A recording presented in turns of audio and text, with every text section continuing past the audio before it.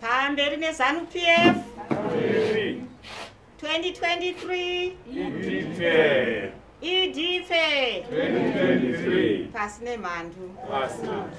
Ndinovimba kuuya kwamaita pano makadanwa neutungamiriri. Handizivi hangu kuti pasarudzo vakaita zvekuti kudii.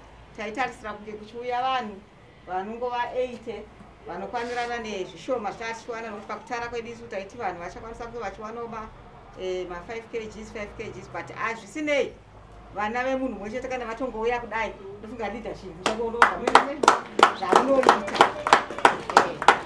Macomrades, tinotora mukana uno honorable member of parliament vamatangira vanhaka makamirira honorable member vamusani venorth. Tinoti tati pashomapo patawana mhuri yedu ngaingo batsirika, handizvo kana